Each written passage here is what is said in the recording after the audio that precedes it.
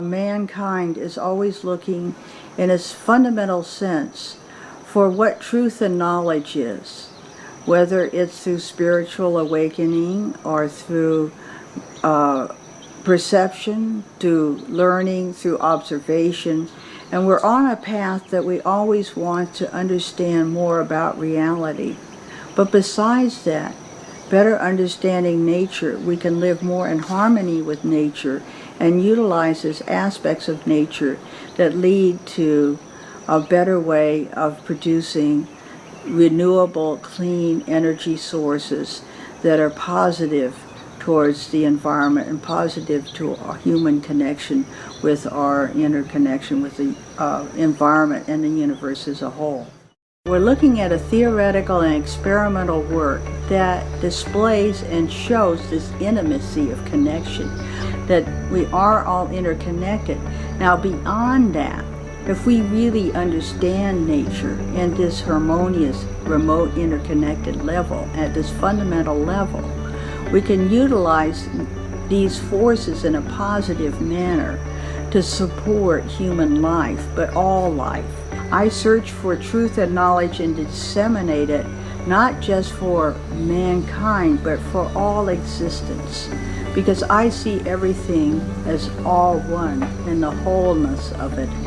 That is usually considered a spiritual tradition, but it actually has to do with our daily lives and how we can function in the world and how we can utilize these forces in a positive manner to support what we need for our betterment of humankind, so we can free ourselves from drudgery, so we can think and reason. But this time I really want to have it happen, and not a complicated society, but a supportive society. Some of the words associated with the concept of resonance are harmony and collective coherent phenomena, which has to do with the fact that the universe is actually a very nonlinear, has very nonlinear systems. One of the most nonlinear systems we know of are humans. And the complexity of life, as it becomes more complex, it becomes more nonlinear. That is, there's not such an easy description between cause and effect. But even when I throw a stone in water, I do form certain nonlinear states.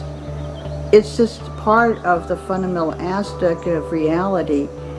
Some people are put off by the complexity of it, but in a way it has its own simplicity and it has its own value to really understand what is going on in the universe.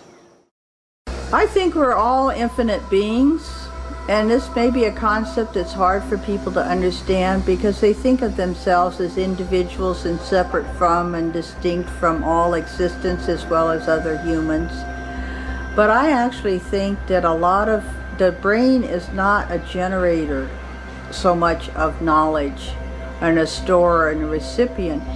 I think there's a whole field of existence and information that exists outside of ourselves that we can organize and bring into our minds. But you have to open your mind to the possibility of using dream states, altered states of consciousness, yoga, meditation, and other methodologies I found extremely useful to gain knowledge. And I don't submit my papers and say I literally dreamed this up, but I did. What I really enjoy is the fact that it's like the whole universe is this wonderful mystery that's presented to us. This wonderful mystery that unfolds before us, that we look for clues as to what its purpose and meaning. So I see us now on a great threshold of adventure, like life really is. And there's so many gifts that nature is going to give us in the bounty of knowledge and truth that will make our lives better, but the universe and the world a better place.